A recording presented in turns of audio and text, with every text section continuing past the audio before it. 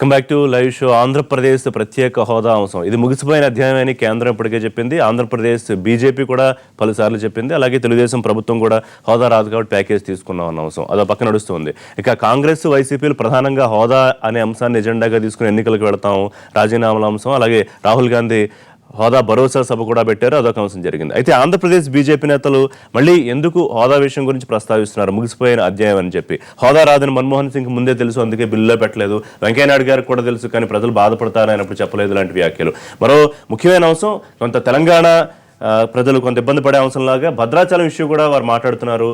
భద్రాచలాన్ని అప్పనంగా కాంగ్రెస్ పార్టీ తెలంగాణకు అప్పగించింది, అది ఆంధ్రప్రదేశ్ సొత్తు, రాముడు మళ్ళీ వెనక్కి తీసుకురాగలరా లాంటి వ్యాఖ్యలు కూడా ఎందుకు చేయాల్సి వస్తుంది అనేది మాట్లాడదాం. మరోవైపు రైతుల రుణమాఫీకి సంబంధించి దేశవ్యాప్తంగా చర్చ జరుగుతోంది. తెలుగు రాష్ట్రాలు అయితే ఇప్పటికే ఆంధ్రప్రదేశ్ కొంత చేయాల్సి ఉంది, తెలంగాణలో రైతు రుణమాఫీ దాదాపుగా పూర్తయింది. అయితే మధ్యప్రదేశ్లో రైతుల కాల్పులు, అలాగే ఉత్తరప్రదేశ్లో రుణమాఫీ ఇప్పటికే ప్రామిస్ చేసినా మళ్ళీ కొన్ని వర్గాల రైతులు కొత్తగా రుణమాఫీ అడుగుతున్న నేపథ్యం. ఇటు మహారాష్ట్రలో కూడా రుణమాఫీ ప్రభుత్వం అంగీకరించింది.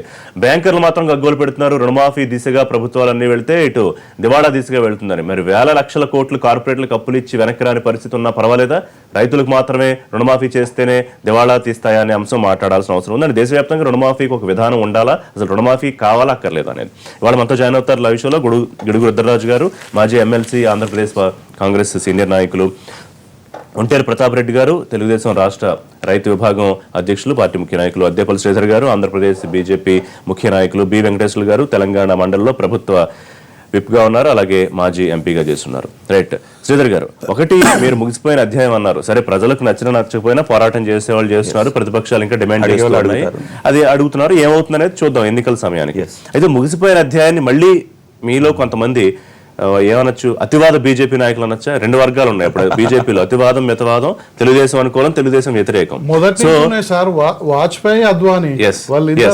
ఈ అతివాద బీజేపీ నాయకులు ఈ వ్యాఖ్యలు ఎందుకు చేస్తున్నారు? తెలంగాణ అంశం మాట్లాడదాం మళ్ళీ. ముందు హోదా అంశం మీద చాలా ముఖ్యమైన కామెంట్ ఏంటంటే, ఒకటి మన్మోహన్ గారి గురించి మాట్లాడి, రెండోది వెంకయ్యనాయుడు గారికి కూడా తెలుసు కానీ ప్రజలు ఏదో బాధపడతారని ఆయన పెద్ద మనసు చేసుకుని చెప్పదలుచుకోలేదని చెప్పడం కొంచెం ఆసక్తికరమైన విషయం. అంటే మన్మోహన్ సింగ్ గారికి తెలుసా తెలీదా అన్న దానికి ఏంటంటే, ఆ రోజు తెలంగాణ ఫార్మేషన్ బిల్ పెట్టలేదు, ఏపీ రీఆర్గనైజేషన్ బిల్ పెట్టారు.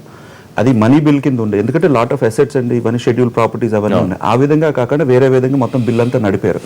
ఏదన్నా కూడా లోక్సభలో అయిన తర్వాత రాజ్యసభకు వచ్చిన తర్వాత రాజ్యసభలో ఏదైనా అమెండ్మెంట్స్ వస్తే మళ్ళీ లోక్సభకి వెళ్ళాలి అని చెప్పి భయపడ్డారు కాంగ్రెస్. ఈ లొసుగులన్నీ ఇవన్నీ కూడా మన్మోహన్ సింగ్ గారు బాగా తెలుసు. ఆ రోజున స్పీకర్ గారు కూడా ఎక్స్ప్లెయిన్ చేయడం జరిగింది. అక్కడ ఆ రోజున్న ఇంపార్టెంట్ 5 లీడర్స్ ఆఫ్ కాంగ్రెస్కి తెలుసు.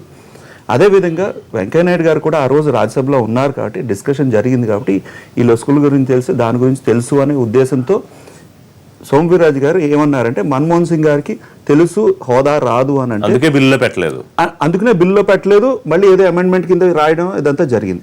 యాజ్ ఫర్ వెంకయ్యనాయుడు గారు ఇష్యూ గురించి వచ్చేటప్పటికి ఏంటంటే, నేను సోమవీర్రాజు గారు ఏకీభవించను మనస్ఫూర్తిగా. ఇప్పుడు మన్మోహన్ గారి విషయంలో ఏకీపిస్తారు సోమవీర్రాజు కామెంట్స్, అంటే నేను అనేది ఏంటంటే, ఇచ్చే పొజిషన్ లో మన్మోహన్ సింగ్ గారు ఉన్నారు, చెప్పే పొజిషన్ లో మన్మోహన్ సింగ్ గారు ఉన్నారు, చేయవలసిన పొజిషన్ లో మన్మోహన్ సింగ్ గారు ఉన్నారు, సజెస్ట్ చేసి సపోర్ట్ చేసే పొజిషన్లో వెంకయ్యనాయుడు గారు ఉన్నారు ఆ రోజు.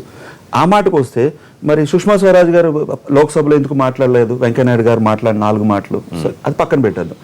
వెంకయ్యనాయుడు గారు అన్న దానికి ఆ రోజు గట్టిగా వెంకయ్యనాయుడు గారు నమ్మారు కాబట్టి ఏంటి స్పెషల్ స్టేటస్ ఇస్తే ఆంధ్రప్రదేశ్ డెవలప్ అవుతుందని చెప్పి ఆ రోజు అడగడం జరిగింది.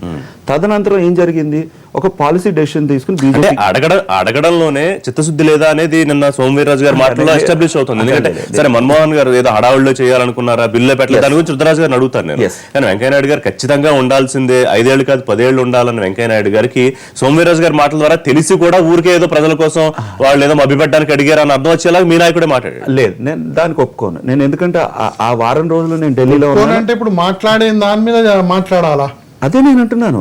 నేనంటే సోమవీర్రాజు గారు ఆ రోజు ఢిల్లీలో లేరు. నేను ఓపెన్ గా ఈ రోజు చెప్పాలనుకుంటే నేను ఎన్నో చెప్పగలను.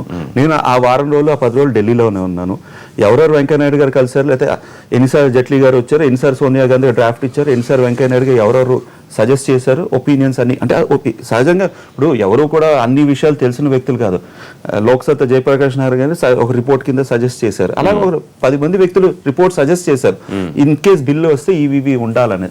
ఆ రోజు ఉన్నప్పుడు అంటే మన్మోహన్ సింగ్ గారు కూడా కంప్లీట్గా ఆయన ఏదో చీట్ చేశారు ఆ విధంగా కాదు, ఆయన హ్యాండ్స్ టైడ్. ఎందుకంటే 3 రోజుల్లో మనం క్లియర్ చేయాలి. మనం అనుకున్న విధంగా అప్పుడు మన్మోహన్ సింగ్ గారు ఉన్న ఆయన ఏం క్లియర్ పొలిటీషియన్ కాదు, బ్యూరోక్రాట్ కింద వచ్చి ఎకనామిక్ అడ్వైజర్ RBI గవర్నర్గా వచ్చి ఒక ప్రైమ్ మినిస్టర్ అయ్యారు కాబట్టి. బట్ ఆయనకి టైం బౌండ్ యాక్షన్ తీసుకోవాలి కాబట్టి ఆ మైనస్లు ఉన్నాయి అక్కడ వరకు. వెంకయ్యనాయుడు క్లియర్గా నమ్మారు కాబట్టి అడిగారు. తర్వాత subsequent events GST 1 nation 1 tax అన్నప్పుడు GST గురించి మాట్లాడదాం. ముందు కంప్లీట్ చేశారు రుద్రరాజు గారు, ఎట్లా చూస్తారు? అంటే వారు తెలుసు కూడా అవదని తెలిసి పెద్ద మనిషి కాబట్టి బిల్లులో పెట్టలేదు, అట్లా చూడాల్సిన పరిస్థితి ఉందా? బేసికల్గా అలా అయితే ప్రైమ్ మినిస్టర్ మన్మోహన్ సింగ్ గారు అంది రాజ్యసభలో ప్రామిసెస్లో పెట్టినటువంటి మాట వాస్తవం. డెఫినెట్గా 11 రాష్ట్రాలకు ఇచ్చినటువంటి చోట ఎక్కడ కూడా బిల్లులో పెట్టినటువంటి దాఖలా లేదు. వాజ్పేయి గారు ప్రధానమంత్రిగా ఉన్నప్పుడు కూడా ఇచ్చినటువంటి సంగతి మనకు తెలుసు. ఎస్పెషల్గా మనకి రైల్వే జోన్ లాంటిది అయితే ఓపెన్ డయాస్ మీద వాజ్పేయి గారు అనౌన్స్ చేశారు పబ్లిక్ మీటింగ్లో, ఫలానా రైల్వే జోన్ ఏర్పడుతుంది రేపటి నుంచి అని చెప్తే అలా జరిగింది. అది తెలిసిండు కూడా ఇవాళ మేజర్ ఇష్యూ రాష్ట్రంలో. కాంగ్రెస్ పార్టీ గడిచినటువంటి 3 సంవత్సరాలుగా దీని మీద అనేకమైనటువంటి ఉద్యమాలు చేస్తోంది. ఇటీవల మేము సుమారు 14 పొలిటికల్ పార్టీస్ మాకు స్పెషల్ ఈ ప్రైవేట్ మెంబర్స్ బిల్లో సపోర్ట్ చేసే KVP గారి బిల్లో, వాళ్ళలో 7 రాజకీయ పార్టీలు ప్రత్యక్షంగా వచ్చి వాళ్ళు గుంటూరు సభలో మద్దతు ప్రకటించడం జరిగింది. వీటిలన్నింటినీ చూసిన తర్వాత డెఫినెట్గా భారతీయ జనతా పార్టీ కొంత జంకుతున్నటువంటి మాట వాస్తవం. ప్రజలకు వాళ్ళు సమాధానం చెప్పుకోవాలి. ఎందుకంటే క్రియేట్ చేసిందంట రాహుల్ గాంధీ సభ. డెఫినెట్ గా ఉంటుంది కదా. శరద్ యాదవ్ గారు లాంటి పార్లమెంట్ లో మోస్ట్ సీనియర్ లీడర్. అంటే అప్పుడు మీరు పెట్టకుండా ఇప్పుడు ఏదో కంటి తుడుపు చర్యలు, వాళ్ళందరూ సభలు పెట్టి రచ్చగొట్టడం ఇట్లాంటి కామెంట్స్ వస్తున్నాయి కదా. మీరు కూడా ఇట్లాంటి కామెంట్స్ వస్తున్నాయి కదా. మీరు కూడా ఏంటంటే బీజేపీ ట్రాప్ లో పడకూడదు. 11 రాష్ట్రాలకు ఇచ్చిన చోట ఎక్కడైనా బిల్లులో పెట్టారా? పెట్టలేదు. పెట్టనటువంటి పరిస్థితులు ఈ రాష్ట్రానికి ఎందుకు పెట్టాలి? ఓకే, పెట్టలేదు. పెట్టనసారి పరిస్థితుల్లో మీరు తర్వాత జరిగినటువంటి పరిణామాల్లో అమెండ్మెంట్ చేసుకున్నారు కదా. కౌన్సిల్కి సంబంధించి సీట్లు పెంచుకోవాలంటే ముఖ్యమంత్రి గారు కానీ భారతీయ జనతా పార్టీ కానీ మాట్లాడుకుని చేసుకున్నారు కదా. అదేవిధంగా కొన్ని ఇతర అంశాలకు 2 సార్లు అమెండ్మెంట్ చేశారు కదా ఇప్పటి వరకును. కావాలంటే మీరు అమెండ్మెంట్ చేసుకోండి. కేంద్రంలో అధికారంలో లేవు, మేము ప్రతిపక్షంలో ఉన్నాం, మా పార్టీకి సంబంధించినటువంటి సభ్యులు అందరూ కూడా సహకరిస్తారు మీరు ఇది పెడతానంటే. ప్రతిపక్ష పార్టీలు అన్ని కూడా చెప్పాయి. ప్రైవేట్ మెంబర్స్ బిల్ పెట్టినప్పుడు 14 పొలిటికల్ పార్టీలు సపోర్ట్ చేసినప్పుడు మీరు బిల్ పెడితే వాళ్ళందరూ కూడా సపోర్ట్ చేస్తారు. ఢిల్లీలో అక్కడ ఏం జరిగింది పెద్దలు కూర్చొని మాట్లాడుకుని సరే ఏదైనా మాట్లాడుకునేవ్వండి, అందరికీ తెలిసే. అంటే ఇప్పుడు ఆంధ్రప్రదేశ్ ప్రజలు ఏమన్నా అనవసరంగా వాళ్ళు ఏమన్నా మోసపోతున్నారా? ఏదో ఆశ పెట్టుకుని అప్పుడు ఏదో జరుగుతుందని అంటే పెద్ద ఆయనకి తెలుసు, ఆయనకి తెలుసు. ఢిల్లీలో ఏం జరిగిందని వారు చెప్పారు. అప్పుడు నేను కానీ వెంకటేశ్వర గారు కానీ మేమంతా కౌన్సిల్ ఉన్నాం. మాకు కూడా డెఫినెట్ గా కొన్ని విషయాలు తెలుసు. మేము రిప్రజెంట్ చేసాం. ఎవరి పక్షాన వాళ్ళు ఆంధ్ర నుంచి తెలంగాణ నుంచి వాళ్ళు వెళ్ళారు, అందరూ కలిశారు. 23 అమెండ్మెంట్స్ ని వెంకయ్యనాయుడు గారు ప్రపోజ్ చేశారు. On record everything is there in the Rajya Sabha. అన్ని విత్డ్రా చేసుకున్నారు. దానికి వెంకయ్యనాయుడు గారు సమాధానం చెప్పండి ప్రజలకి. రాజ్యసభలో అఫీషియల్ గా 23 అమెండ్మెంట్స్ పెట్టారు వారు. 23 అమెండ్మెంట్స్ కూడా ఏది కూడా ఆయన డిమాండ్ చేయలేదు ఓటింగ్ కోసం కానీ దానికోసం కానీ. స్పీకర్ ఛాంబర్ లో వెంకయ్యనాయుడు గారితో ఏం మాట్లాడారు అది కూడా చెప్పండి. విత్డ్రా చేసుకున్నారని ఎందుకు విత్డ్రా చేసుకున్నారు? బిల్లు పాస్ అవ్వాలని ఎవరు బతిమాలేరు? ఏదున్నా కూడా తర్వాత చేద్దామని చెప్పింది ఎవరు? డెఫినెట్ గా విత్డ్రా చేసుకున్నారు. అది ప్రపోజ్ చేసింది మీరు, ప్రపోజ్ చేసింది డిఫెక్ట్ అని నేను చెప్తున్నాను. ప్రపోజల్ ఎందుకు పెట్టలేదు? స్పెషల్ స్టేటస్ ప్రపోజల్ ఎందుకు పెట్టలేదు? అది సమాధానం లేదు. ఏదో స్టేట్మెంట్ ఇచ్చారు, దానికి వ్యాలిడిటీ ఏమున్నది? డిఫెక్టెడ్ ప్రపోజల్ నే బీజేపీ కూడా యాక్సెప్ట్ చేసింది.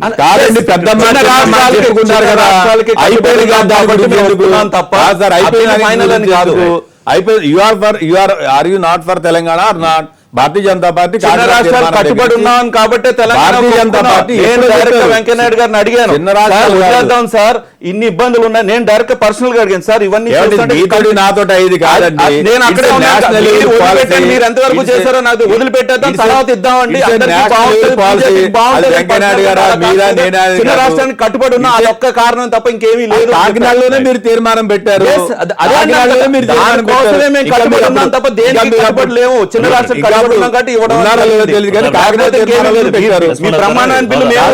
నేను అనేది ఏంటంటే ఈవేళ మీ దగ్గర అధికారం ఉంది, 3 ఏళ్ల మీరు వచ్చారు, ఇంకా 2 ఏళ్ల అధికారం ఉంది, అనేకమైనటువంటి అద్భుతాలు సృష్టిస్తున్నారు. దీన్ని కూడా సృష్టించండి, మీకు మేము మద్దతుగా ఉంటాం. దీన్ని కూడా వేసుకోండి. మీరు చేస్తున్నారు కదా అనేకమైనటువంటి ఫ్లాగ్షిప్ ప్రోగ్రామ్ చేస్తున్నారు. స్పెషల్ కేటగిరీ స్టేటస్ ఇవ్వండి, మేము సపోర్ట్ చేస్తాం. మీరు పెట్టండి, బిల్లు మేము చేస్తాం. అంటే ఇవాళ తెలంగాణ ఉద్యమం అన్నది ఏదో ఈ 5-10 సంవత్సరాలు చేసింది కదా. దాదాపు 60 సంవత్సరాల నుంచి తెలంగాణ ఎజిటేషన్ నడుస్తూ ఉంది. చాలామంది ప్రాణాలు పోగొట్టుకున్నారు, చాలామంది చాలా పెద్ద ఎత్తున ఎజిటేషన్ చేసినటువంటి సందర్భం హైదరాబాద్ విషయంలో కానీ ఆ రోజు ఎన్నో రకరకాల ఊహాగాహనాలు వచ్చినాయి. సందర్భంలో కాంగ్రెస్ పార్టీ వాళ్ళు ఏదైతే తెలంగాణ ఇవ్వాలని చెప్పి డిక్లేర్ చేసుకున్నారో, ఏదైతే సోనియా గాంధీ బర్త్డే రోజు డిక్లేర్ చేసినారో ఆ రోజే ఒక కమిటీ చేసి పర్మిషన్కి ప్రిపేర్ చేసి ఉంటే బాగుండేది. అప్పుడు అన్ని పొలిటికల్ పార్టీలు కూడా మాట్లాడాల్సిన అవసరం లేదు.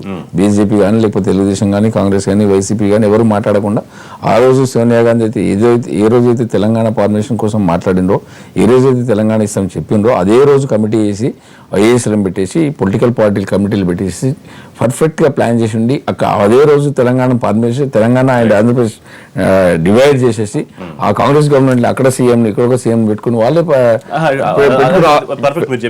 చేయాల్సిన అవసరం ఉంది.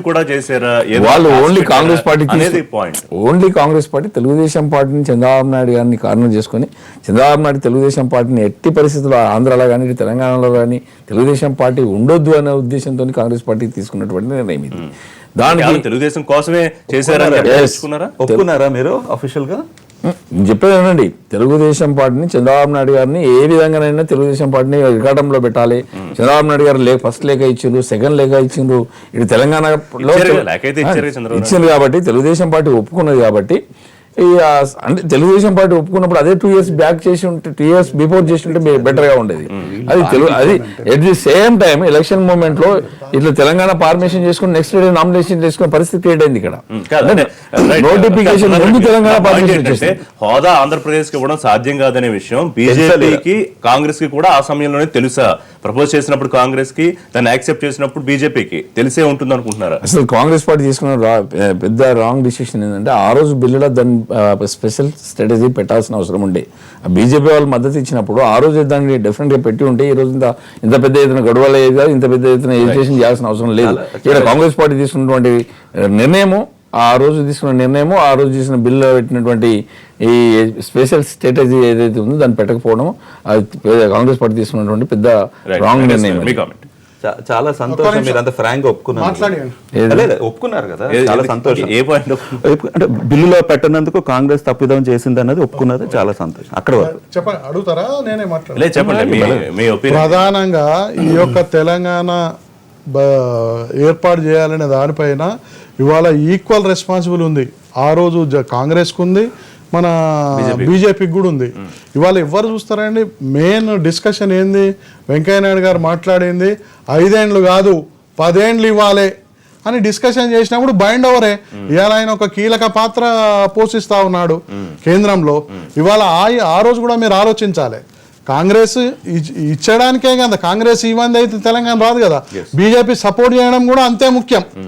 ఆ రకంగా సుష్మా స్వరాజ్ గాని ఈ డిస్కషన్ లో ప్రధానంగా పార్టిసిపేట్ చేసింది వెంకయ్యనాయుడు గారు. ఇప్పుడు నా పాయింట్ ఏంటంటే జరిగింది తెలంగాణ రాష్ట్రం ఎలా అది కాదు, అసలు అది పాయింట్ కాదు, దాని చర్చ కాదు. కానీ ఆ టైంలో ఆంధ్రప్రదేశ్ ప్రత్యేక హోదా అనే అంశము రాదు అని మన్మోహన్ సింగ్ గారికి తెలుసా? దెన్ ప్రైమ్ మినిస్టర్ ప్రపోజ్ చేసిన వెంకయ్యనాయుడు గారికి కూడా తెలుసు అని బీజేపీ నాయకులు కామెంట్ చేశారు. అదే అంటున్నా, తెలిసి చెప్పారా? ఇప్పుడు బీజేపీ నాయకులు మన్మోహన్ సింగ్ గారు మీరు కాదు, వారు అడుగుతున్నారు. ఇప్పుడు మన సోమ్ వీర్రాజు మాట్లాడిన దాంట్లో కూడా చాలా అర్థం ఉన్నదండి. ఆయన ఏమంటాడు? వీళ్ళందరూ డ్రామాలు ఆడాడు పైన, అంటే కాంగ్రెస్ ఆడారు, బీజేపీ ఆడారు అనేదే ఆయన యొక్క కామెంట్. దాని విషయంలో శ్రీధర్ మాట్లాడలేకపోతుండే, ఎందుకంటే తన పార్టీ కాబట్టి. ఇప్పుడు ఆయన అనేది ఏంటంటే, ఇప్పుడు మన ఎవరైతే వెంకయ్యనాయుడు గారు పెట్టిన 23 అమెండ్మెంట్స్ కూడా ఆయన మాట్లాడలేదంటే ఓ అంగీకారానికి వచ్చారు ఇన్సైడ్ లో వచ్చింది అనేదే కదా స్పష్టమవుతుంది. ఇప్పుడు లైవ్ చూసినప్పుడు ఏమైతుంది? 5 years కాదు 10 years ఇవ్వాలని డిమాండ్ చేసాడు. ఇలా పబ్లిక్ అంతా చూసేది ఏంది? అటు కాంగ్రెస్ బీజేపీలో క్లారిటీ ఉంది కానీ అయోమయంలో ఉన్నది మాత్రం ఇప్పటికి కూడా ఒక్క నిమిషం, ఇప్పటికి కూడా ఆ యొక్క ప్రత్యేక హోదా ఇవ్వాల్సిందే. ఎందుకంటే ఇవాళ వీళ్ళు అధికారంలోకి వచ్చారు కాబట్టి, చిన్న రాష్ట్రాలకు అనుకూలం కూడా కాబట్టి, ఇవాళ కొత్తగా ఏర్పడిన రాష్ట్రం అన్నప్పుడు ఇవ్వాలి. దానికి మేము సపోర్ట్ చేస్తున్నాం. అదే విధంగా సైమల్టేనియస్లీ కేంద్ర ప్రభుత్వం ఉన్నది కదా, అది కూడా ఉంది. బీజు జనతా దళ్, మమతా బెనర్జీ 6 పార్టీలు ఏవైతే సపోర్ట్ చేస్తున్నారో మాకు కావాలని అడుగుతున్నారు. అది అవునా కాదా? హౌస్ లోనే అడిగారు. చేస్తూ మాకు కూడా కావాలని అడిగారు. ఇప్పుడు ఎందుకంటే ఇదేమో నష్టపోయిన రాష్ట్రం, అదేమో కొత్తగా ఏర్పడిన రాష్ట్రం. ఇద్దరికి ఇవ్వాలా, వాళ్ళకు కూడా ఇవ్వాలనే మనం కోరుతున్నాం. ఇంకోటి మొదటి సభలోనే ఇవాళ భద్రాచలం గురించి కూడా మాట్లాడారు మీరు. దాని గురించి కామెంట్ శ్రీధర్ గారు కామెంట్ చేశాక మీరు చెప్తారు కదా. అంటే శ్రీధర్ గారు మాట్లాడే కౌంటర్ కామెంట్ దాని నా తర్వాత చెప్పని ఆయన ఏం చెప్తారు వివరణ, దాని తర్వాత మీరు చెప్తారు కదా. రైట్ శ్రీధర్ గారు, సరే ఇది హోదా ఒక ఇష్యూ అయితే భద్రాద్రి రామన్ కూడా మళ్ళీ ఎందుకు తీసుకొచ్చారు? సరే యాక్ట్ ప్రకారం భద్రాచలం టౌన్ అనేది తెలంగాణలోకి వస్తుంది, అందులో ఉన్న రామాలయం కూడా తెలంగాణ చెందుతుంది. అది ఏపీకి ఏదో అపనంగా కాంగ్రెస్ కట్టబెట్టిందని మళ్ళీ తిరిగి తీసుకురాగలుగుతారా? అంటే అంత రెచ్చగొట్టే వ్యాఖ్యలా లేవా? రెచ్చగొట్టే వ్యాఖ్యలు మీనింగ్ఫుల్ ఇవాళ అలా అని కాదు, క్లియర్ కట్గా ఏపీ ఏ విధంగా ఉన్నదో పాత ఏపీ ఆ విధంగా ఇవ్వండి, కొత్త అప్పుడు తెలంగాణ ఏ విధంగా ఉందో ఆ విధంగా చెయ్యండి అనేది ఒక డిమాండ్ ఇప్పుడు ఉన్నది. ఎందుకు ఈరోజు సోమవీర్రాజు గారు మాట్లాడాల్సి వచ్చిందంటే 108 సెక్షన్ 3 yearsలో వీళ్ళు సెటిల్ చేసుకోలేదు. 10 years జాయింట్ క్యాపిటల్ ఉన్నా అది వదులుకుని వాళ్ళు వెళ్ళిపోయారు. ఇక్కడ ఇబ్బంది ఉన్నది, నీళ్లు సరిగా పంచుకోవట్లేదు, ట్యాక్సెస్ సరిగా పంచుకోవట్లేదు, షెడ్యూల్ 9 షెడ్యూల్ 10 షెడ్యూల్ 9 షెడ్యూల్ 10 అది సెటిల్ చేయరు. 4 సార్లు 5 సార్లు మీటింగ్ కూర్చొని నేను మీటింగ్ రానంటే ఈ విధంగా 2 సీఎంలు అలా మాట్లాడుకుంటా ఉంటే మరి నిజంగా మీరు నాకు తెలంగాణ కావాలన్నప్పుడు భద్రాచలం లేదు మీ దగ్గర, అది మాకు ఇచ్చేయండి అని అనడంలో తప్పే ఉంది. ఎందుకునంటే ఒక 2-3 ఎవరైతే బాధ్యత గల ఎవరైతే డిసైడ్ చేసే వాళ్ళు టీఆర్ఎస్లో ఉన్నారు వాళ్ళు తిరిగే ఉంటున్నారు, మాకు మండలాలు వచ్చేస్తున్నాయి, మాకు విలేజ్లు వచ్చేస్తున్నాయి, మా అవి వచ్చేస్తున్నాయి. ఏదైతే పోలవరం ప్రాజెక్ట్ ఏదైతే ఇంపార్టెంట్ ప్రాజెక్ట్ ఉన్నదో, ఏదైతే 7 మండలాలు ఇవ్వడం జరిగిందో అది కూడా పెట్టలేదు కదా. నా పాయింట్ శ్రీధర్ గారు, మీరు ఒక ఎజెండా ప్రకారం ఒకవేళ తెలుగుదేశం ప్రభుత్వాన్నో లేదా టీఆర్ఎస్ కేసీఆర్ ప్రభుత్వాన్ని విమర్శించదలుచుకుంటే అది ఒక ఎత్తు, కానీ చాలా మంది మనోభావాలకు ముడిపడిన ఒక అంశాన్ని తీసుకొచ్చి మాట్లాడడం వల్ల అది ఇబ్బందికరం అవుదా? అంటే ఈ రోజు రేస్ చేసింది ఎవరు? తెలంగాణ లీడర్సే రేస్ చేశారు. ఏమంటున్నారు? ఒప్పేసుకున్నాడు చంద్రబాబు నాయుడు, మాకు మండలాలు వెనక్కి వచ్చేస్తున్నాయని చెప్పి అక్కడున్న ప్రజల్ని మభ్యపెడుతున్నారు. అక్కడ మరి రప్చర్ అవుతున్నది కదా అక్కడ ఉన్న వాళ్ళు. మంచో చెడో ఇబ్బందో ఏదో అంటే ఆ మండలాలు కావాలి. నిజంగా భద్రాచలం కొంత ఏరియా ఇవ్వడం జరిగింది, ఎందుకంటే టెంపుల్కి కన్వీనియంట్గా వెళ్ళడానికి దారి ఇవంతా ఉండాలి. కొంత అటుపక్క ఇటుపక్క మళ్ళీ ఇచ్చారు ఆంధ్రప్రదేశ్కి. బట్ ఏదైతే భద్రాచలం ఎందుకు ఇచ్చారు అదంటే ఇంకా ఎక్కువ శాతం కావాలి, అది అలా వద్దు. ఓన్లీ వాటర్కి ఏదైతే సబ్మర్జెన్స్ వస్తుందో పోలవరం ప్రాజెక్ట్కి ఏదైతే కన్వీనియంట్గా ఉండాలో రేపొద్దున తెలంగాణ ప్రభుత్వం అడ్డు చెప్తాది అన్న ఇబ్బంది లేకుండా ఉండే ఉద్దేశంతోనే స్పెషల్ దానికోసం చేశారు తప్ప. అంటే ఇప్పుడు 2 రాష్ట్రాలు ఏర్పడ్డాయి, ప్రజలంతా అంతా సుహృద్భావ వాతావరణంలో అంతా ఉంది, మళ్ళీ ఇటువంటి కామెంట్స్ చేయడం వల్ల కొంత రెచ్చగొట్టే ధోరణి లేదా? మీరు పూర్తి స్థాయిలో ఎట్లా సపోర్ట్ చేయగలుగుతారు కామెంట్స్? అంటే నేను అనేది సీఎంలు ఇద్దరు బాగున్నారు, ప్రజలు కూడా బాగానే ఉన్నారు. బట్ మేజర్గా ఏవైతే ఇష్యూస్ ఉన్నాయో ఇష్యూస్ ఈరోజు సెటిల్ చేయకపోతే, ఈ 3 సంవత్సరాలు సెటిల్ చేయని ఇష్యూస్ నాకు నీకు మీకు అందరికీ కూడా ఇబ్బంది కలిగే ఇష్యూస్. ఎందుకంటే right from college school reimbursement దగ్గర గొడవ పడ్డారు, వాటర్ దగ్గర గొడవ పడ్డారు. అంటే నేను అలాగే ఎందుకు సెటిల్ చేయట్లేదు, అలాగే ఎందుకు సెటిల్ చేయట్లేదు? ఈ రోజు కూడా ఎంత ఆశ్చర్యం అంటే 900 మంది ట్రాన్స్కో జెన్కోలోని ఎంప్లాయీస్కి 30-40 వేల కోట్లు ఇస్తూ వాళ్ళకి 48% 52% జీతాలు ఇచ్చి కూర్చోబెట్టారు. ఇంకా చెప్పుకుంటూ పోతే టీచర్స్ రిలీవ్ చేయలేదు, ఏదో సెక్రటేరియట్ సబ్ స్టాఫ్ ని కూడా రిలీవ్. అంటే అంత నిజంగా అంత ఇబ్బందికరమైన ప్రధానంగా ఏకీభవించడం పూర్తి అన్యాయం. ఇప్పుడు ప్రధానంగా భద్రాచలము మండలాలను ఫస్ట్ క్యాబినెట్ మీటింగ్లో ఉన్నాయి కలిపేసుకున్నారు. అయితే విషయం ఏంటంటే ఇప్పుడు వీరు ఏదైతే చెప్తున్నారో మంచి విషయం చర్చించాడు, ఇప్పటికి కూడా కొందరు ఒప్పుకున్నారు చేసిండ్రు. ఇవాళ బాజాప్తా ఎవరైతే ఈ గ్రామాలను ఇప్పుడు ఇక్కడ కావాలని కోరుకుంటున్నారో వీరు ఒకసారి ఆ భద్రాచలం వెళ్ళినా ఆ గ్రామాలను వెళ్ళినా, ఇప్పుడు 2 సభ్యులు ప్రతాప్ రెడ్డి గారు కానీ మన వారు కానీ చూస్తే వాళ్ళంతా ఏం కోరుకుంటున్నారు, వాళ్ళ మనోభావాలు ఏంది, ప్రజల మనోభావాలు ఏంది, ఎంత ఇబ్బంది ఉంటుంది. ఇప్పుడు మనం ఈ నుంచి ఆ మెయిన్ రోడ్ ఎక్కడానికి ఓ 10 కిలోమీటర్లు చుట్టూ తిరిగి వస్తే ఎట్లుంటుంది, ఇట్లా ఈయన్నే ఎంటర్ అయితే ఎట్లా ఉంటుంది. ఆ రకంగా ఇవాళ వాటి విషయంలో ఒక అంగీకారం వస్తుంది, డిస్కషన్ మేము పెడుతున్నాం, అవసరం మాది. ప్రజలు కూడా అడుగుతున్నారు, అక్కడ ఆ స్థానిక ఎమ్మెల్యే అడుగుతా ఉన్నాడు. ఆ ఎమ్మెల్యే పరిస్థితి ఆగమ్య గోచరం, ఆ ఎమ్మెల్యేది ఆగమ్య గోచరం. ఎక్కువ పరిధేమో ఆంధ్రలో పోయింది, ఆయన ఇక్కడ ఎమ్మెల్యే.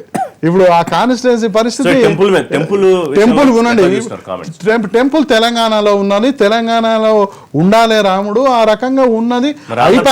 అయిపోయినాక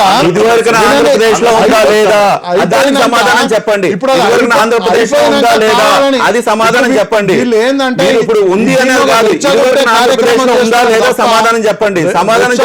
కార్యక్రమాలు తప్ప వీళ్ళవి మంచి చేద్దాము ఇంకా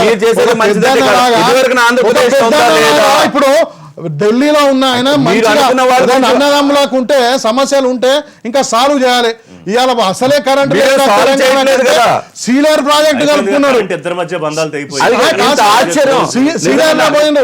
ఎంత ఆశ్చర్యం. ఋషి గారు కరెంటు కరెంటు విషయంలో ఇవాళ కరెంటు కూడా అదే విధంగా చేస్తారు. మాట్లాడిస్తలేండి. నీళ్ళ గురించి కూడా లెటర్ అదే ఇప్పుడు అంత ఇవాళ దారుణంగా కరెంటు ఉన్నాయి ప్రభుత్వాలు విషయంలో రెండును. అన్ని విషయంలోనేమో ఆంధ్రాకు 52, మన 58-42 58, 42. అదే కరెంటు విషయంలో ఇక్కడ 54, 46. అంటే తెలంగాణ ఏర్పడితే చీకటి అవుతుందని చెప్పిండండి కిరణ్ కుమార్ రెడ్డి కానీ, చంద్రబాబు నాయుడు కానీ. ఈ రోజు కూడా కిరణ్ కుమార్ అంటే ఈ విషయం మీద అలాంటి స్టాండ్ పరిస్థితిలో అది ఈ విషయం మీద ఇవాళ స్టాండ్ ఏ రకంగా అన్యాయం చేస్తున్నారు మీరు? ఇవన్నిటిని కూడా సెటిల్ చేయాలి. పవర్ ఇవ్వమని చెప్పొద్దా కేంద్రం? చెప్పలే కదా. రైట్. ఇవాళ మన స్వశక్తితోని అలా 6 నెలల పంట ఇవ్వడం జరిగింది. ఇది అసలు వారు చేసి ఉండాల్సిందా? ఈ వ్యాఖ్యలు అవసరమా? మళ్ళీ దేవుడిని వ్యవహారంలో తీసుకురావడం, మళ్ళీ ఆ భక్తులకు కొంచెం ఇబ్బంది కలిగించడం, అసలు ఆంధ్రాలో ఉండాలా, తెలంగాణలో ఉండాలా, ఈ పంచాయతీ మళ్ళీ చర్చ అవసరం అంటారా? ఇప్పుడు ఆంధ్ర అనేది మద్రాస్ స్టేట్లో ఉన్నప్పుడు భద్రాద్రి అనేది ఆంధ్రలో ఉన్నది వాస్తవం. అది తెలంగాణ ఫార్మేషన్ జరిగినప్పుడు మొన్నటి బిల్లులో ఏదైతే పెట్టిందో అది మొత్తం ఇంక్లూడింగ్ బ్యాక్ వాటర్ అని పోలవరం బ్యాక్ వాటర్ 7 మండలాస్ ఏవైతే ఉన్నాయో అవి కంప్లీట్ తెలంగాణలో వచ్చేసినాయి. అంటే ఆ రోజు వేరు, ఈ రోజు వేరు. ఈ రోజు జరిగినటువంటి బిల్లే ఇంపార్టెంట్ కాబట్టి అది తెలంగాణకు సంబంధించింది. ఆ రోజు 7 మండలాలు ఏవైతే పోలవరం కోసం తెలంగాణ గవర్నమెంట్ ఒప్పుకొని ఇచ్చేసిందో ఆ రోజు సెంట్రల్ గవర్నమెంట్ క్యాబినెట్లో పెట్టి తీర్మానం చేసినప్పుడు ఇక్కడ ఉన్నటువంటి ముఖ్యమంత్రి గారు తెలంగాణ బంధు పిలిపించేసి చేతులు ఎత్తేసిండు. నెక్స్ట్ డే ఆయన 9 డేట్ ఉంది. మనకి 9 డేట్ మహారాష్ట్రలో మనకు 5,000 ఎకరాలు కావాల్సిన అవసరం ఉంది. ఒక 5,000 ఎకరాలు మాకు కనుక ఇచ్చినట్లు అవుతున్నాయి, మేము 7 మండలాలు ఇస్తామని చెప్పేసి ఒక మెల్గా పెట్టి ఉంటే ఆ రోజు 9 డేట్ క్లియర్ అయ్యేది. మహారాష్ట్ర దగ్గర కాలు పట్టుకొని చేలు పట్టుకోవాల్సిన అవసరం లేకుండే. ముఖ్యమంత్రి గారు 7 మండలాలు ఇచ్చేసేసి తెలంగాణ ప్రజలకి అన్యాయం చేసిండు. ఇచ్చిండు కాదా, జబర్దస్తి కలుపుకున్నారు.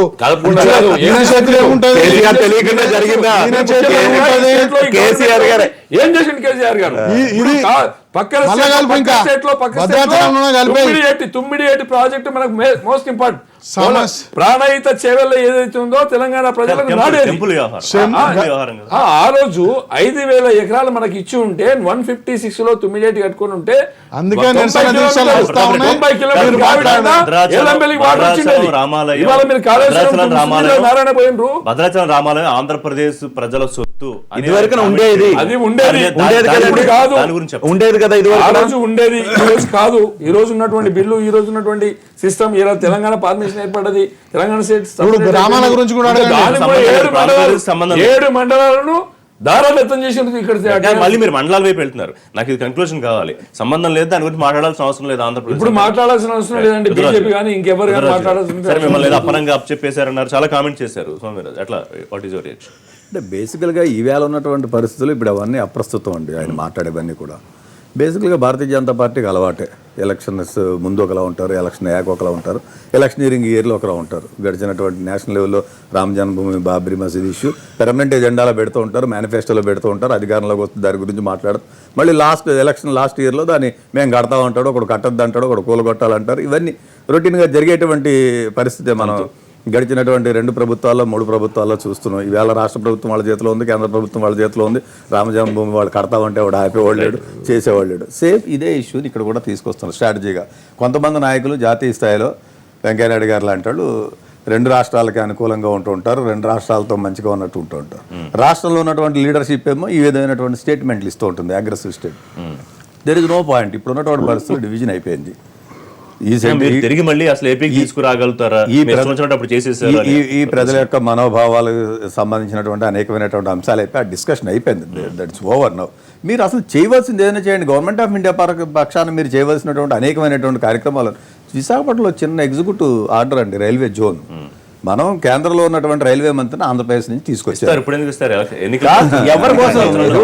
డైరెక్ట్గానే చెప్పాము 200% south central railway budget extra ఇచ్చాం. మీరు ఏమన్నారు? ఆంధ్రప్రదేశ్ డెవలప్ చేసి ఈ బిల్లు ఇచ్చినప్పుడు ఆంధ్రప్రదేశ్ డెవలప్ చేసి ఇచ్చుంటే బాగుండేదని. సౌత్ సెంట్రల్ రైల్వే డెవలప్ చేసి డివైడ్ చేస్తాం. కానీ వెంకయ్యనాయుడు గారు కానీ, కాంగ్రెస్ పార్టీ కానీ, రుద్రరాజు కానీ, నోబడీ ఈజ్ పర్మనెంట్. వాళ్ళేమి 50 సంవత్సరాలకు ప్రజలు కావాలి. 50 కాదు, మేము పవర్ లో ఉన్నప్పుడే ప్రజలు చేస్తాం.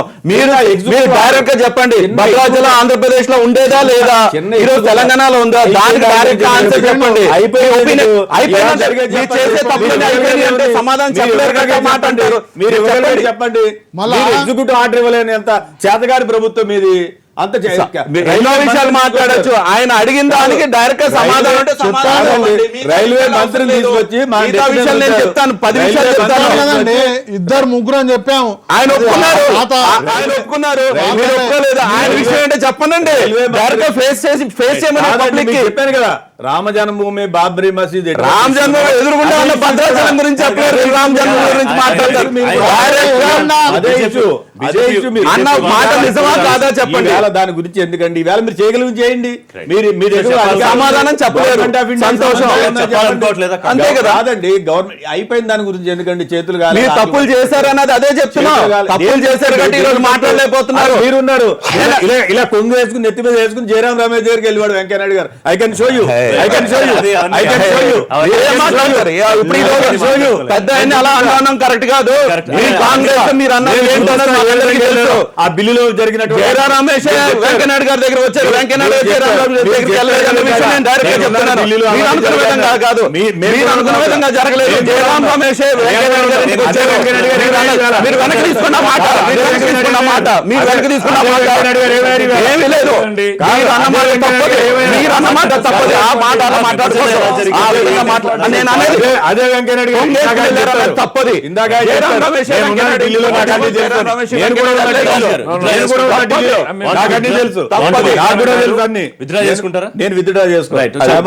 అదే తప్పులు చేసి withdraw చేసుకోరు. నేను చాలా సేపు ఓపికగా విన్నాను. నేను అన్నింటిలో ఆయన ఉన్నానని చెప్పారు కదా, నేను కూడా ఉన్నాను అన్నింటిలో. Right. నేను కూడా ఉన్నాను. తీసుకుందాం. భారతీయ Break నేషనల్ పార్టీ లీడర్ గారు.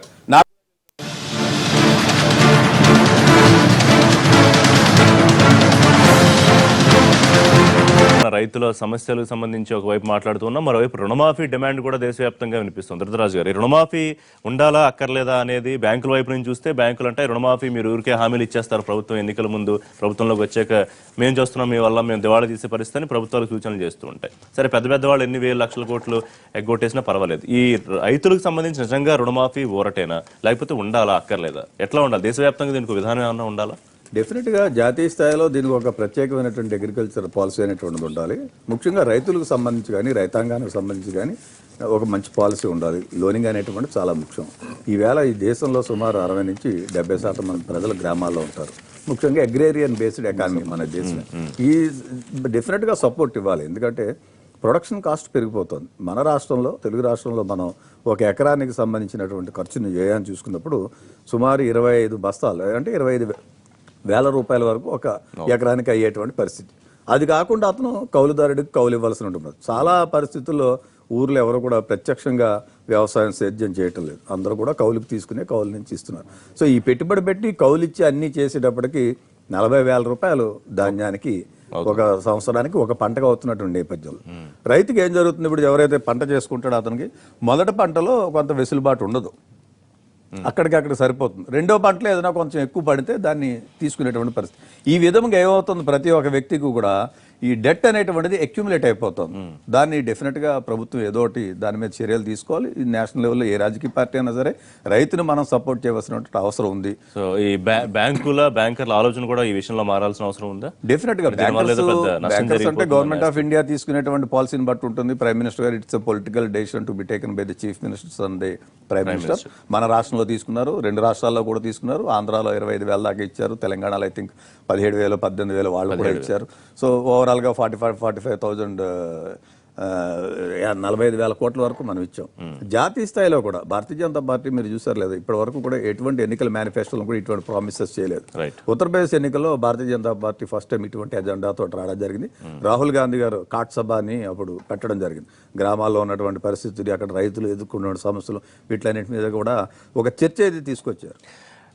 డెఫినెట్గా ఇటువంటిది జాతీయ స్థాయిలో ఉండాలి. బట్ న్యాచురల్గా ఇంకొక విషయం మనం చెప్పాలి. విజయ్ మాల్యాని తీసుకోండి, కొన్ని వేల కోట్లు ఎగ్గొట్టారు. రిలయన్స్లు కానీ, అంబానీలు కానీ, అదానీలు కానీ, పెద్ద పెద్ద బిజినెస్ గ్రూప్స్, మన రాష్ట్రానికి సంబంధించినటువంటి పెద్ద పెద్ద ఇండస్ట్రియలిస్ట్ కూడా 1,000 కోట్లు బ్యాంకులకు ఎగ్గొడుతూ ఉంటారు, వాళ్ళని యాక్సెప్ట్ చేస్తూ ఉంటారు, వాళ్ళకి రెడ్ కార్పెట్ వెల్కమ్ చేస్తూ ఉంటారు.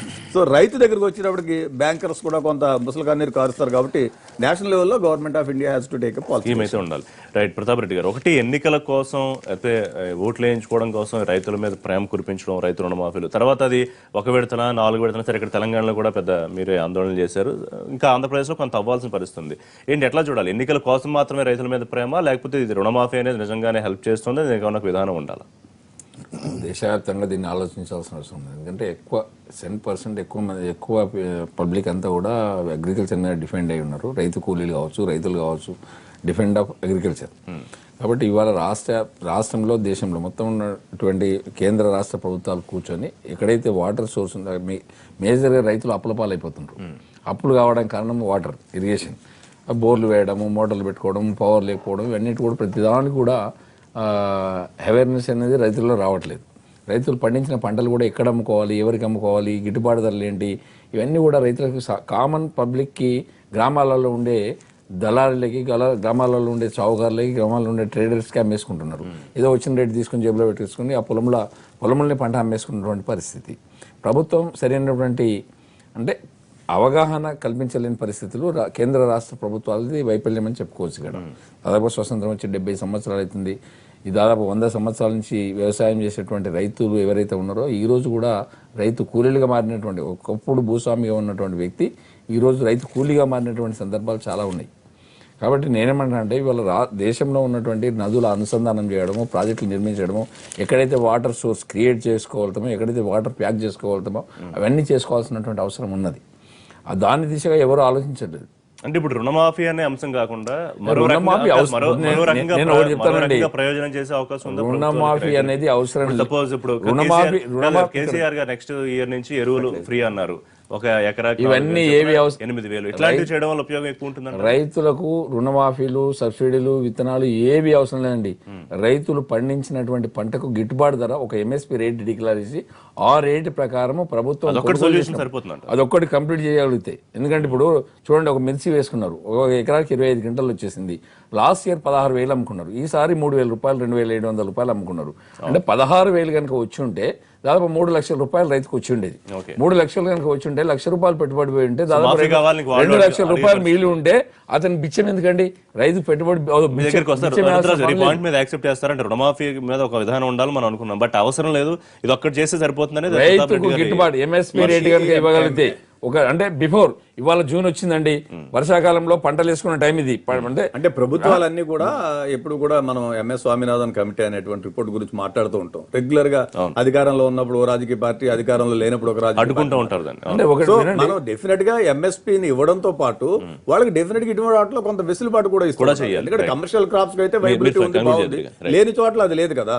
కమర్షియల్ క్రాప్స్ రుణమాఫీ చేశారు, కానీ దాని మీద కూడా ఇంకా ఏవో అప్పులు ఉన్నాయి, మళ్ళీ బ్యాంకులకు వెళ్ళలేకపోతున్నారు కొంత కామెంట్ ఉంది. సో ఓవరాల్ ఆస్పెక్ట్ లో చెప్పండి. మన దేశ పరిస్థితి చూస్తే రైతులకు రుణమాఫీ చేయడం సమంజసం. ఎందుకొరకంటే ఇవాళ మిత్రుడు మాట్లాడి విజయ్ మాల్యా, ఇవాళ నాకు చాలా సంతోషం అనిపించింది. లండన్ లా ఇష్టం వచ్చినట్టు చోర్ మాల్యా అని అక్కడ ఈయనకు అప్పులు ఇచ్చిన వాళ్ళు, ముంచిన వాళ్ళు అక్కడ ఎంబడి పడ్డారు. భారతీయులే కామెంట్ చేశారు. భారతీయులే మళ్ళా. అంటే నువ్వు ఈడ దర్జాగా ఆ క్రికెట్ మ్యాచ్లు చూసుకుంటా ఎంజాయ్ చేసుకుంటా నువ్వు ఇక్కడ ఉన్నావు, దొరకకుండా అక్కడ భారతదేశం రాకుండా నువ్వు ఇట్లా చేస్తున్నావు. అలాంటి వాళ్ళ విషయానికి వచ్చినప్పుడు బ్యాంకులు మాట్లాడాయండి. ఇవాళ రైతు ఎంత దీన పరిస్థితిలో ఉన్నాడంటే చాలా కష్టమైన పరిస్థితిలో ఉన్నాడు. అందుకొరకే ఇవాళ కేసీఆర్ గారు ఏం చేశాడు, రుణమాఫీ చేసుకుంటూనే ఆయనకు పెట్టుబడి కావాలి. పెట్టుబడి అప్పుడు ప్రతిసారి ఇబ్బంది జరుగుతుంది. వినండి,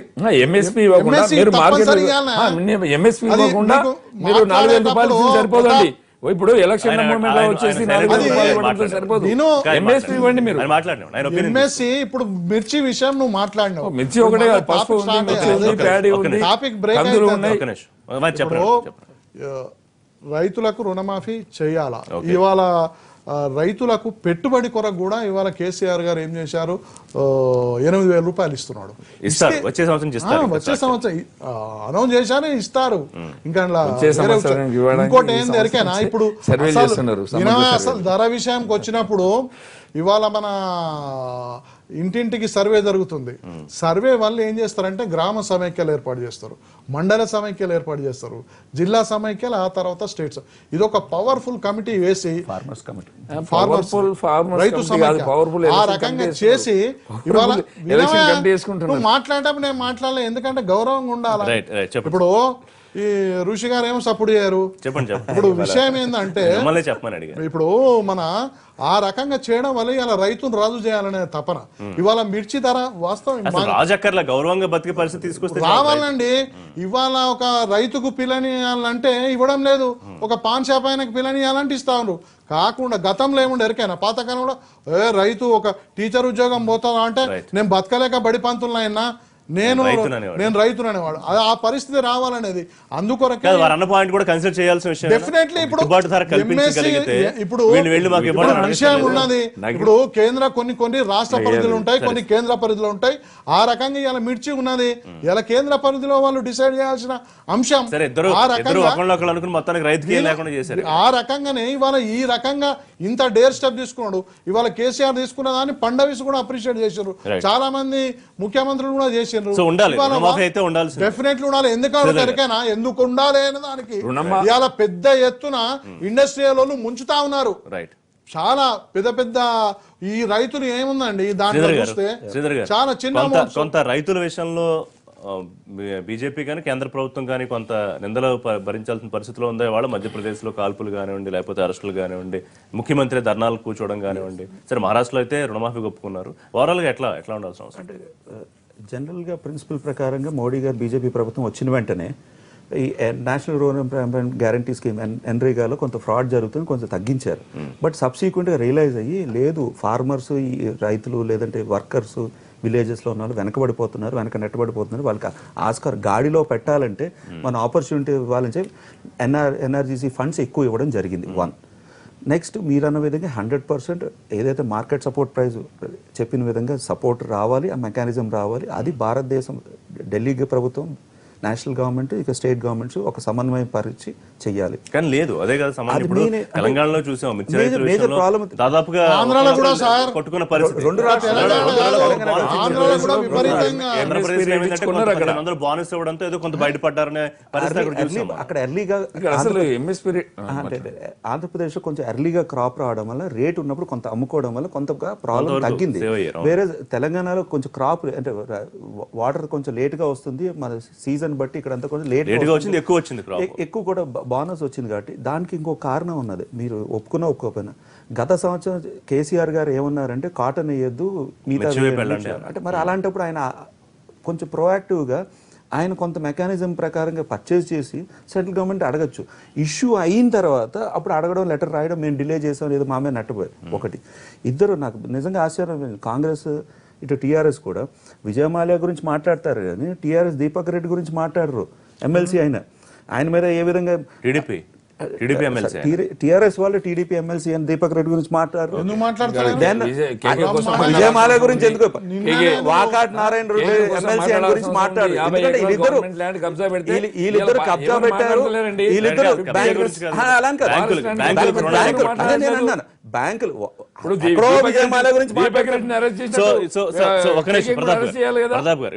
ఇప్పుడు విధానం అంటే ముందు బ్యాంకర్లు అక్కడ పెద్ద విరుస్తున్న పరిస్థితి, రుణమాఫీ అయినా కూడా మళ్ళీ వీళ్ళు పుస్తకాలు పట్టుకెళ్తే మీకు లేదు అని చెప్పే పరిస్థితి. అంటే రుణమాఫీ కూడా ఒక సిస్టమేటిక్. ఇప్పుడు ఇక్కడ 5 దఫాలు చేశారు, ఆంధ్రప్రదేశ్ 4 దఫాలు చేశారు, ఇంకా పెండింగ్ ఉంది. ఇక్కడ 4లో క్లియర్ అయిపోయింది, అక్కడ 4 ఇంకా అయింది, ఇంకా కొంత పెండింగ్ ఉంది. ఇప్పుడు యోగి ఆదిత్యనాథ్ గారు ఏమన్నారంటే, నేను సర్టిఫికేట్ ఇస్తాను, 1 మంత్ టైం ఇవ్వండి, నేను సర్టిఫికేట్ ఇచ్చేస్తాను, మీరు ఎవరిని నోటీసులు కూడా ఇవ్వద్దు అని చెప్పి క్లియర్ కట్ గా చెప్పి. మీరు అక్కడ కూడా ఎక్కువ ప్రేమ చూపించి మొత్తం విమర్శలు ఎదుర్కొన్నారు. యూపీ విషయంలో కూడా ప్రధాన స్థాయిలో చేసేస్తామంటే మిగతా వాళ్ళు మరి మా సంగతి ఏంటని అడిగారు. నేచురల్ గా ఇప్పుడు ఆంధ్రప్రదేశ్ నుంచి జనసేన పవన్ కళ్యాణ్ క్వశ్చన్ చేశారు, ఉట్టి యూపీకే ఇస్తారా లేదా భారతదేశం పాలసీ అన్నది. తర్వాత దాని రిపర్కషన్స్ ఫేస్ చేస్తాం, మధ్యప్రదేశ్ లో ఫేస్ చేస్తాం, మహారాష్ట్రలో ఫేస్ చేస్తాం, రాజస్థాన్ లో ఫేస్ చేస్తాం, దాని గురించి రాజస్థాన్ లో ఫేస్ చేస్తాం, గుజరాత్ లో ఫేస్ చేయబోతున్నాం. ఇన్ని కారణాలు ఉంటే సహజంగా ఇప్పుడు పాలసీ డెసిషన్ అంటే ఏ రాష్ట్రం ఆ ఉన్న ఫైనాన్షియల్ పొజిషన్. ఇప్పుడు మధ్యప్రదేశ్ సీఎం గారు ధర్నా కూర్చున్నారు లేదా ప్రొటెస్ట్ కూర్చున్నారు, ఆయన వరకు కన్విన్స్ చేయగలిగారంటే 3,200 కోట్లు ఇచ్చి ఇంట్రెస్ట్ వేవర్ కింద నేను చేస్తాను, ఇంకేది కావాలని. ఈ కన్ఫ్యూజన్ వ్యవహారం లేకుండా అన్ని రాష్ట్రాలు ప్రభుత్వాలు 50%, మిగతా 50% కేంద్రం పెట్టిన రుణమాఫీ అట్లాంటి పరిస్థితి ఏమన్నా కూడా తీసుకురావచ్చు. అంటే కేసీఆర్ గారు 2-3 స్కీమ్ బ్రహ్మాండంగా చేశారు. ఫెర్టిలైజర్ ఫ్యూచర్లో ఇస్తారు, ఎలక్షన్ ప్రామిస్ పర్లేదు. దాన్ని మిషన్ భగీరథ లేదంటే కాకతీయ చెరువులు తీయడం మంచివి, అది అందరూ అప్రిషియేట్ చేస్తున్నారు. దాంట్లో లాసు లేదంటే పిల్ఫరేజ్ లేదా కొట్టేయడం అంతా తప్పు. మేము అప్రిషియేట్ చేసిన విషయాలు అన్ని రాష్ట్రాలు ఆ విధంగా ఫాలో అవ్వాలని కూడా ఒక సర్క్యులర్ ఇచ్చాం. ఒక రాష్ట్రంలో బాగా చేస్తున్నారు, చంద్రబాబు నాయుడు గారు రైన్ గన్లు వేసుకుని తిరిగారు, అప్రిషియేట్ చేసాం. ఆ విధంగా మీరు తిరగండి అని చెప్పాం. అలానే కాదు, ఏదేమైనా సరే ఒక సీఎం అంత ఇనిషియేటివ్ చేసుకున్నందుకు లాభం వచ్చిందా నష్టం వచ్చింది పక్కన పెట్టండి, ఆ ఇనిషియేటివ్ ఆయన తీసుకున్నారు కానీ ఆయన అప్రిషియేట్ చేసాం. కేంద్రం ఏం చేయాలి, సరే రాష్ట్రాలు తీసుకునే అంటే అలానే కాదు, మంచి ప్రాక్టీసెస్ ఏ రాష్ట్రంలో జరిగినా అన్ని రాష్ట్రాలు సర్క్యులర్ ఇచ్చి ఫాలో దట్ అంటున్నాం. ఏదైతే త్వరలో రుణమాఫీ కూడా మొత్తం అన్ని రాష్ట్రాలకు వర్తించే ఒక స్కీమ్ కూడా రావచ్చా? నేషనల్ అంటే మీరు స్టేట్ పాలసీలు ఏమిటి, central policies inter state national policy అదే స్వామినాథన్ కమిషన్ ప్రకారంగా డబుల్ ఇన్కమ్ చేసే విధంగా చేద్దాం అని చెప్పి మేము కృషిగా చేస్తున్నాం. ఇన్సూరెన్స్ స్కీమ్ కూడా తీసుకురావడం జరిగింది. మేము చేయడానికి టైం పడుతుంది, మీరు చేయలేదు కదా. 10 acres ల్యాండ్ ఉంటే కూడా 1 lakh rupees కాపురం ఇస్తుంది బ్యాంకు. అదే 10 acres ను బయట కమర్షియల్ చేసేసుకుంటే 1 crore 2 crores అప్పిస్తున్నది. అంటే నేనేమంటున్నా, రైతుకి ఏదైతే పెట్టుబడి ఉందో దాదాపు 50,000 రూపాయలు పెట్టుబడి అవుతుంది per acre. 50,000 bank crop loan ఇవ్వాల్సిన అవసరం ఉంది. నాకు ఏమనుకుంటే రైతుకి అత్యాశ ఉండదు, రైతుకి అత్యాశ ఉండదు, ఆయన పండించుకున్న దానికి డబ్బులు వస్తే మెజారిటీ రైతులు మీరు ఏదేమన్నారో అదే దానికే వర్తిస్తారండి. వాళ్ళు సింపుల్ పీపుల్, మీరు ఏదేమన్నారో దానికే వాళ్ళకి చేసుకోవడానికి వీలుగా కొంచెం కరెంట్ గానీ నీళ్లు గానీ సీడ్ గానీ ఫెర్టిలైజర్ లైన్ లో వాళ్ళ టైం కి ఇస్తే కొనుక్కోవడానికి మార్కెట్ ఉంటే అట్లాంటి ఆలోచన చేస్తుందా లేదా? దానికే థ్యాంక్ యూ వెంకటేశ్వర గారు, థ్యాంక్ యూ శ్రీధర్ గారు, థ్యాంక్ యూ ప్రతాప్ రెడ్డి గారు, థ్యాంక్ యూ రుద్రరాజు గారు. రేపటి లైవ్ షోలో తిరిగి కలుద్దాం. Keep watching.